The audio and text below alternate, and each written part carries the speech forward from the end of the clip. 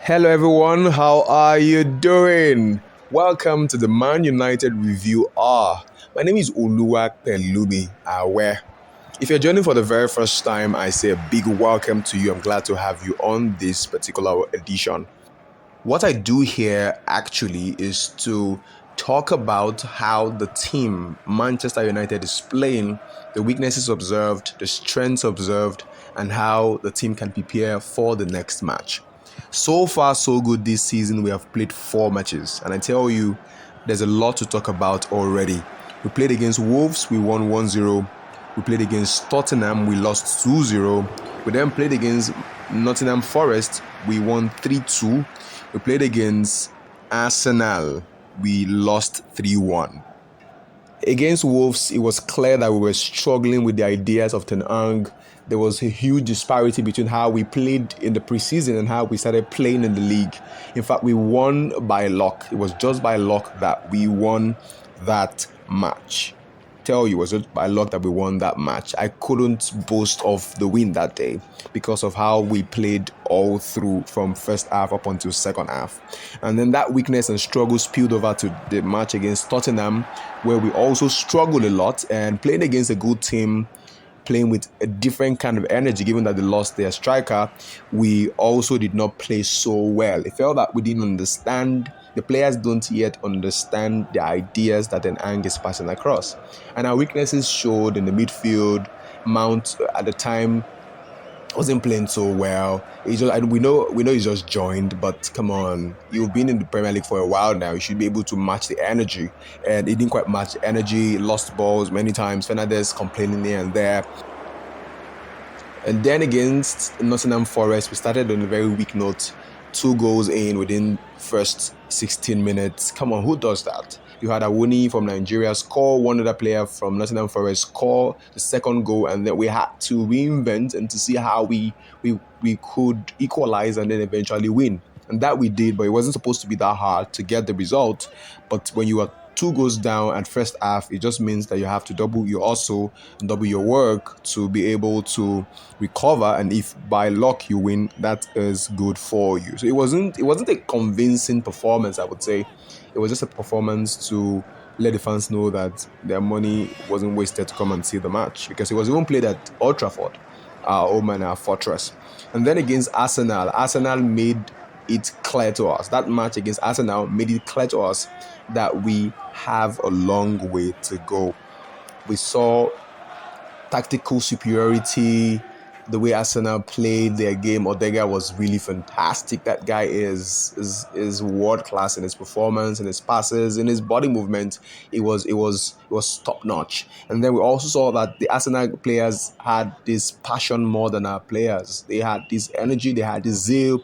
They felt that they wanted to win the match even from the get-go. We didn't quite have that, and affected our team in many, many ways. Especially against Arsenal, it was clear that we didn't have the flow. Our passes, we couldn't string our passes properly. I know some persons will say that we should have won the match given that they cancelled our goal. But I think that even if the goal was allowed to go in, it wasn't still a convincing performance. Come on. We spent quite a lot of money, and then we cannot deliver as much as we should be delivering. I don't want to see a Man United team that is just built on counter-attacks. I want to see a Man United team that can string passes together, create chances, and score good goals. That's what you pay for when you go to watch a football match, to enjoy it. Actually, to enjoy it. It's not even about the goals sometimes. It's about how the team is playing or how the team has played to get the result that they got. Okay? And then we also saw how Matia was just there. That guy, I loved him when he got to the team. The first match he played against Liverpool, he scored a goal that was very fantastic, and you could just see from there that he will carry on the energy, but it looks as though he has lost his rhythm, he has lost his energy, he has lost his passion for football generally, because he on the pitch he's sulking, he's walking around, can't move, can't run, can't dribble, can't hold the ball. It's just slowing things down, making things look very difficult. It looks more like a second half player now than a first half player, and that is an issue. And look at the dynamics, how things changed when our new striker got on the pitch. It was just, his impact was felt instantly. The presence, the energy, the passion, that force that strikers bring to the fore was there. You could, as a midfielder, believe that if you throw your ball into the box setting, there's a player there who's going to trouble the defenders enough to score goals. He got in, he got in, he got Gabriel down. We had a penalty there. I hope you know that. But we weren't given. But he just showed a lot of passion coming on that day. What then are our weaknesses and our present issues? First, I think that what then are our weaknesses and our present issues? Things we have to actually look out for, things we actually need to start trying to solve if we want to improve going forward. It's just 4 matches played, and then we have so many talks already about Ten Hag being sacked behind the scene. First is that the players are yet to get the ideas that Ten Hag is passing across. And it's so clear. Check his match. Watch any of his matches when he was in Ajax. You will notice that he was fantastic there. He plays good football. But here at the moment, we're not really doing quite well in making chances, creating chances from the midfield position to the striking space there. So we're not doing so well in that. And he just tells that we have not yet gotten Ten Hag's ideas. And then we have injury problems. We have Varane is injured. Martinez was injured the last match. I hope he's fit now. A new player who hasn't even kicked the ball in any of our matches, Arabat, is also presently injured. Malacia is also injured. So we have injury issues on ground. And I hope that the team and I hope that the medical team can speed up their work to ensure that these guys are back on their feet. And then there's a guy who is fantastic. He's been fantastic. Manio is set to be coming back from injury soon. He was fantastic during the preseason, and it's expected that he will come back as soon as possible to start doing the things he did in the preseason. And then you have, funnily, the Sancho saga, a player who was sent by his coach to Holland to train specially and was brought back into the team. The first match he played, he scored a goal. And then from then on, you would think that from that match he would do so well. But from that match, he even went down. And now the coach is saying to you that you're not playing so well. Your performance on the training pitch is bad, and you were still trying to defend yourself by hitting out at your coach in public. I do not know where this is going to, but it's not looking really nice at all. It's looking really ugly. But I think that there are 3 options for Sancho. First is to apologize to your coach and work with him, work harder. Number 2 is to chill to January and then go on loan or go totally out of Man United so that you can revive your future.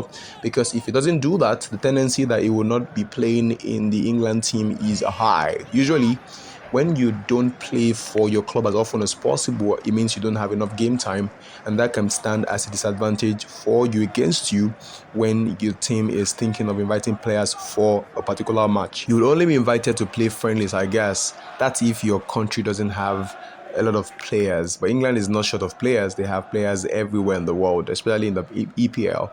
It makes it easy for them to call on anyone who has more game time than you. Those are 3 critical issues. The 4th critical issue is the fitness part. I think that the players don't look really fit. I missed out on Shaw's name. Now, Shaw is injured. It's the reason we had to get a guy from Tottenham to come in and help out up until January. We have the fitness issue, and I think it's one that the medical team will work so hard to fix so that we can have all our players fully on ground and they can help out. I did not mention Mount as well. Come on, I mentioned Varane, Martinez, Arabat, Malacia, are players who at the moment are not exactly fit. And then you also know that Anthony is out given the allegation against him by his ex-girlfriend. So a lot of things are happening at Manchester United, and I hope that it doesn't affect us in our forthcoming matches. What are our strengths? A new striker came up against Arsenal and was fantastic. Now that for me is a good sign. You could see his positioning, you could see his passion, you could see how he was putting his body on the line for the team. Now that's how strikers actually play. Matia is the exact opposite of that. He won't run, he won't mark, he won't dribble, he won't do anything, he will lose the ball, he will stay in front there, not mark as much as he should be marking. But that striker came up against Arsenal and was fantastic in his positioning, in his disposition. In fact, The thing about football is the way you act out what you are doing, the way you act out your intention to win. It wasn't there at all for Matia, but this guy came up and was fantastic in all he did. The second good thing for us is that Ten Hag has had enough time to draw up usable ideas that will help the team. The second good thing is that given the international break, Ten Hag has been given a good time to draw valuable ideas, draw usable ideas that the team can implement and can help them going forward. It will be a mess if the team returns and then we're still playing like we played before the international break. That would be a mess and would mount pressure on Ten Hag to produce results, else it would be sacked, I guess.